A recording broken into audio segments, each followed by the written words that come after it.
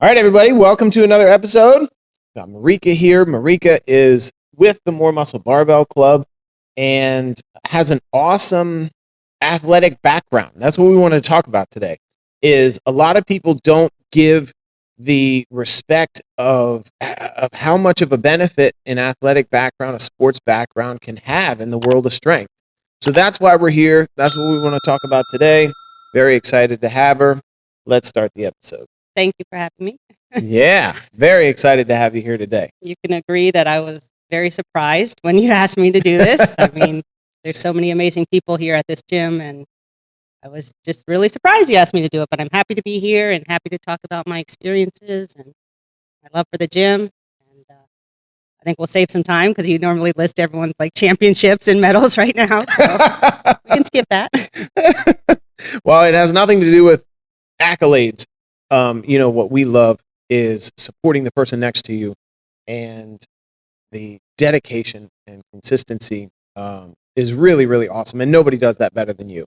And I think part of that comes from being on a sports team growing up, being, involved in athletics, being involved in competitive sports, even now, as I understand, in your adult life. So give us a history of sports, athletics. Give me a background. Okay. I definitely was very lucky growing up. Both my parents were very active. They played sports. I watched them play sports as a child. So it was just, Oh, wait, what did they play? they both played co-ed softball. My mom was on a women's softball team. My dad would do like Friday night pickup basketball games, Man, that's cool. bowling league, but they played a lot of tennis, Mhm. very active. My whole childhood was just riding bikes, going on walks, playing football in the backyard, basketball. And my dad had a basketball court in the backyard. It was my mom would do workout tapes in the basement. It was just a very normal part of my life and they shared their love with sports with me and my siblings, and they shared and they coached me a lot of my childhood. Um, it was just normal. Like I truly believe that foundation has made it just normal for me to want to be physically active. Yeah. And I don't think I could ever change that about myself. So Now, I'm thankful for that. what did you pick growing up? You watched your parents play all these things. I'm sure your siblings were involved in sports. What did you pick? What was your choices? I did kind of the classics, soccer, softball, and basketball, Neat. all through 8th grade. Okay. Every sport, every season, just always doing them. I was never the best of the team. I know that for a fact. Like I just was out there giving it my all and Yeah. having fun.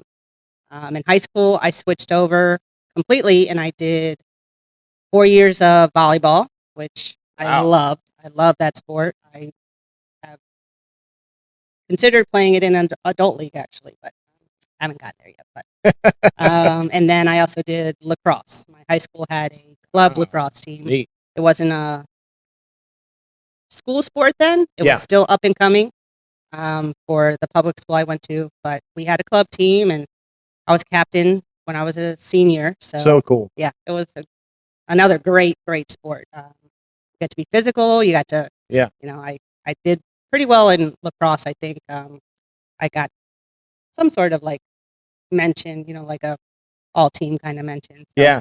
very happy about that. Oh, that's neat. Yeah.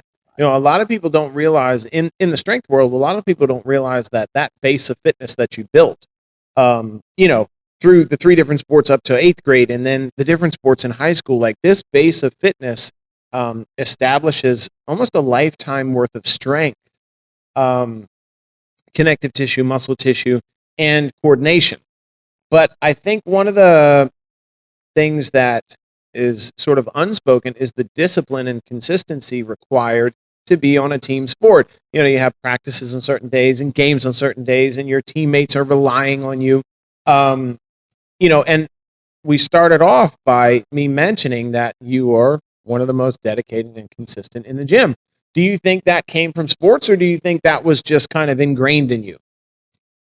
I really do think it came from sports. I I did all that through high school, went to college. After college, it's like a whole different world. You're an adult now.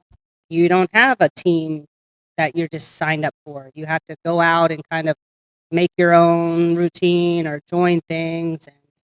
And making those conscious decisions as an adult to be active or to be healthy or to go to a gym, it kind of is something that you have to own. So I know that being on a team made me want to be successful and show up for my teammates. And I know that here as a power lifter, I have a good work ethic. I have I want to say, like a higher tolerance for discomfort, just because I know that if I put in the work now, it'll be worth it in the long run. So, I mean, I know I don't tell my coach, I skip some days at the gym. I'm not perfect, but I know when I show up here, I'm going to give it my all. I'm going to push myself. I'm going to really not just put in the hours, I'm going to put in the work. And I think that's helped me with powerlifting, being responsible as an athlete. And it's kind of cool with your tracking system because you can see, all right, last time I did this, I only did a certain amount of weight. I gave myself like a 7 out of 10 for that workout. It wasn't that hard. Yeah. So this next time I do it, I'm going to push myself. I'm going to up my weight. I'm going to up my reps maybe. But like, you have to own that. But also, I think the sports I played, and I also did dance classes when I was younger. So it wasn't just all sports. It was, my parents, they would drive me to my dance classes twice a week. Man, our dancers are some of the best athletes in the gym. I believe it. Yeah.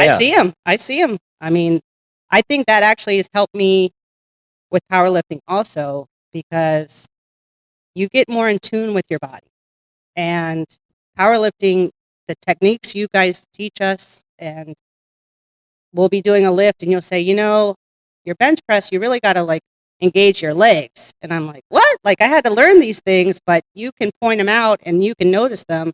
And then I can kind of, as like a lifelong athlete, feel myself engaging my legs. Yeah. And then my bench is improving. So I think having that background of just being in tune with my body for almost my whole life has allowed me to incorporate that into this sport. I think it's neat what you brought up about discomfort, because if you've never been there, if you've never pushed beyond, then the second that something feels uncomfortable, you'll stop. And we notice that with a lot of athletes that have never played sports before, or who have never done anything competitive, it gets uncomfortable and they don't know any better. Like, oh, wow, I need to back off. I need to stop. This is starting to suck.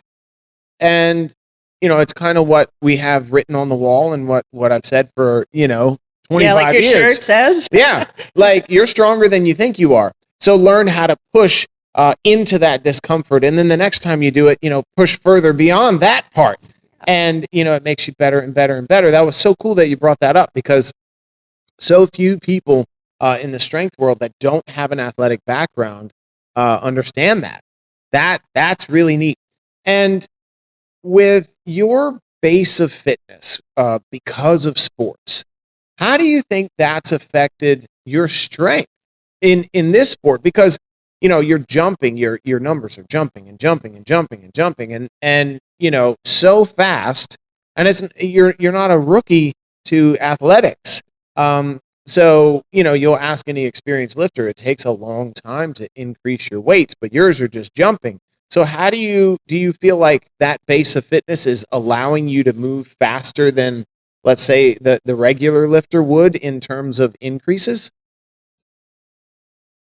Honestly, I don't know if it has so much to do with my past. I think it just has to do with me consciously choosing that this is something I want to work hard at and be successful at. And, just following kind of the training you guys are giving me and giving it the best I can do. So I guess just knowing that it's not going to be easy, I know that it's going to be work, but agreeing to hold myself accountable and do the work and follow through with all these crazy exercises you have given us, because this was completely new to me. I never, ever did any barbell exercise. I don't Okay. think I even lifted a barbell before I came. Wow. Very new to me. Wow, that's And amazing. Your numbers are incredible. thanks. I mean, it's been fun. It's been a lot of fun. I, I, I'm not scared to try new activities. You know, Yeah. I've bounced around things my whole life, and just, I guess, just knowing that if you want to be successful at something, you have to put in the work and you have to show up. And Yeah. I mean, I think I also have this attitude where it might be hard, but I'm gonna want to be there. Yeah. So Oh, that's really cool. Now you bring up crazy exercises. So, and that is a perfect way to put it. When you look at the way we train, so we took a lot of our programming, influence from Louis Simmons and Westside Barbell with the conjugate system. Conjugate system basically meaning, we're using variations constantly. We're incorporating accommodating resistance and velocity-based training. This is completely different than your very typical training that you'll see in a regular gym or on social media. So with these crazy exercises, how do you think that's affected your improvements in strength? Do you think you would have gotten the same thing from your regular style training, or do you think this has helped propel you? Because this is always the ongoing experiment. How can we do better with programming? How can we make athletes better faster? How can we help them reach whatever this potential is? I mean, maybe there's a limit and we don't know what it is yet, because we have to continue to to learn, to improve our techniques, to get better at how we teach the sport of strength. So what do you think about those two? I mean, you're in the crazy part, you're in the crazy exercise part as opposed to the normal. I I think that it has just allowed me to be healthy, safe, and strong athlete. I came in, like I said, brand new to the sport. You guys built a foundation of strength, of not just these big bulky muscles, but you know the stabilization muscles and the small shoulder muscles and like all these supporting things that you kind of built into your programming, that I just I feel so lucky because I've gained strength, but I've also gained confidence and technique. And I do all these workouts now that I might not do a conventional squat in 2 months, but every bar I use or every band workout I use, it's just building this muscle group or muscle memory even. But Yeah. I feel like when I do the conventional lifts now, it's like I have all these tools in my toolbox. So it's like my shoulders are strong, my core is strong, my legs are getting stronger every single day. That's So neat. you just really set me up for success, because I've had these gains where, I started out sub 100 squat. Yeah. And then I started to increase and increase. And it's just like every time I would do a squat, either you or your dad or another coach would just kind of point something out, and it would be like, all right, well, your knees are caving in, but you can't really fix that by just holding your knees out. You need to build this muscle, or you need to change this positioning. And it's been an amazing ride, really. I never felt like I was just building bulky quads. Yeah. That wasn't the goal. The goal was to have like a complete package of fitness.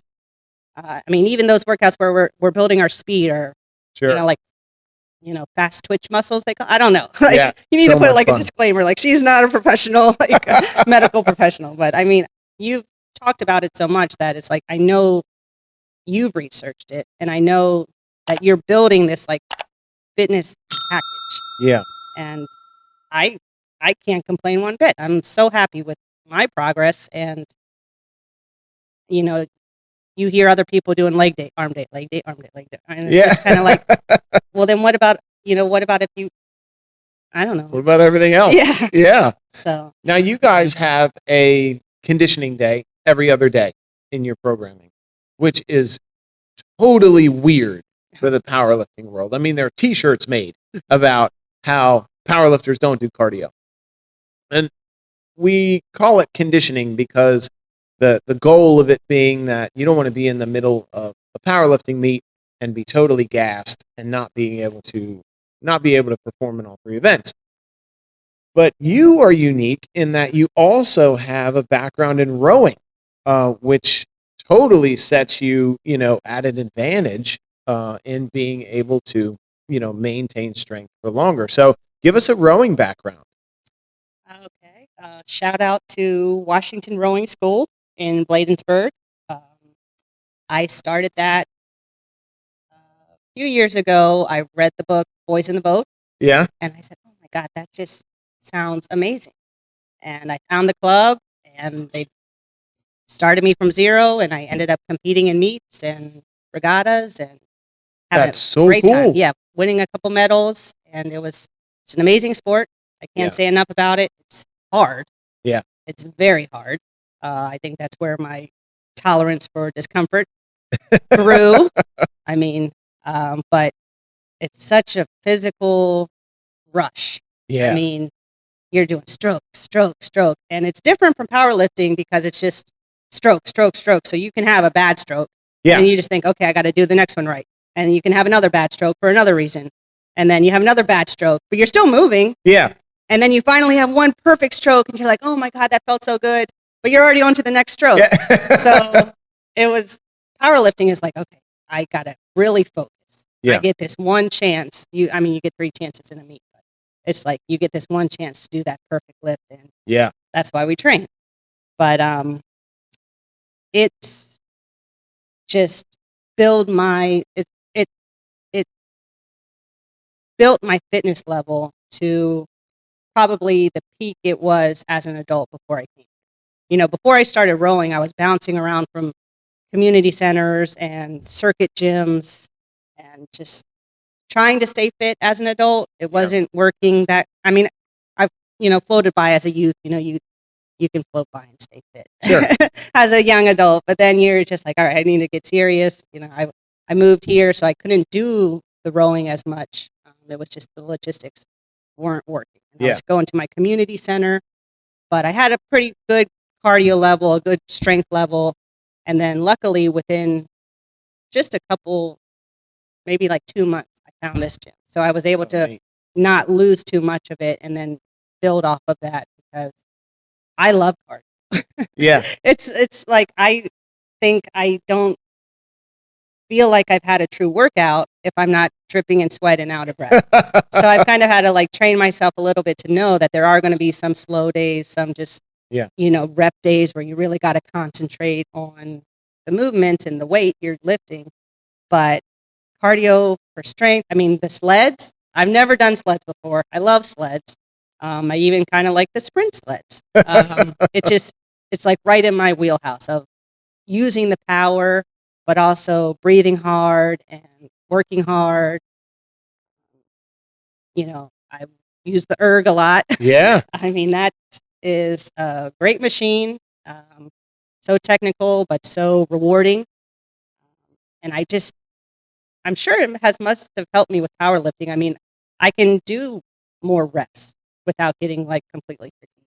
for sure. So I'm grateful for people might think I'm weird, but I do like cardio. Yeah. I mean, No, I love it. And it's a great feeling when you finish a conditioning workout. I mean, maybe there's some suck in the middle of it, but when yeah, you're finished it, oh man, there's having a great heavier day or in the gym or under a barbell is awesome, but finishing just a hard conditioning day, that is amazing. yeah. So, what is your future look like in the sport of strength? Like, what are you hoping to do? Do you have goal for 25? Do you have a goal for longer than that? What is your aspirations for the world of strength? I'm still hooked on it. I want to continue to improve my technique and my form.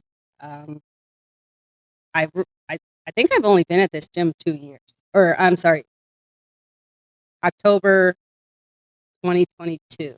Oh So wow. yeah, just Oh a little wow. over 2 years. Yeah. So I still consider myself a rookie, and I want to just continue to improve on my technique. Maybe get like a 400-pound deadlift. That would Oh, be a that would good be goal. awesome. But I I really just like to be healthy. I'm like, I don't need to be the best of anything. Yeah. I've never really had that dream for myself in anything. I like to be a well balanced person, and this gym, this community, it's allowed me to just have a happy workout environment. So if I Awesome. can continue to improve and get better, maybe do an out of house competition. Yeah, that would be neat. Yeah, I'm a little bit on the fence still about it because it's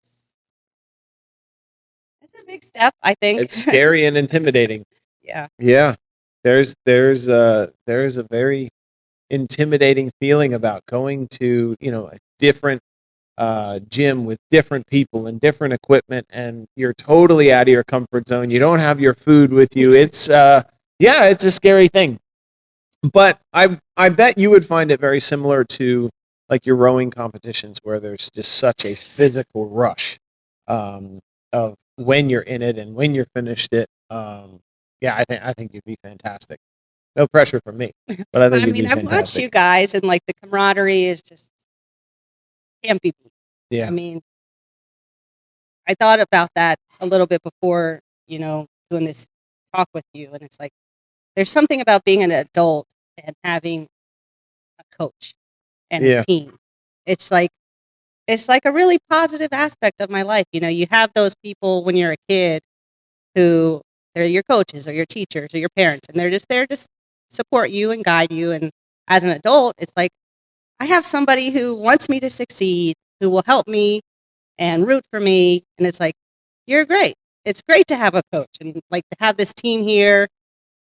I mean, everybody, every single day is supportive. They're talking with you about their own struggles. I mean, they say it like takes a community to raise a child, but I think it takes a community as an adult too.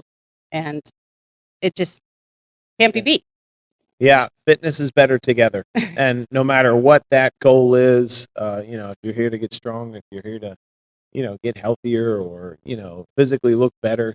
It's always better together, no matter what goal you have. So I gotta tell you from the coach's standpoint, I really just appreciate is the wrong word. It is, I appreciate so much your dedication, your consistency, your discipline. It's an example that I can use when I speak to other athletes, even when you're not around.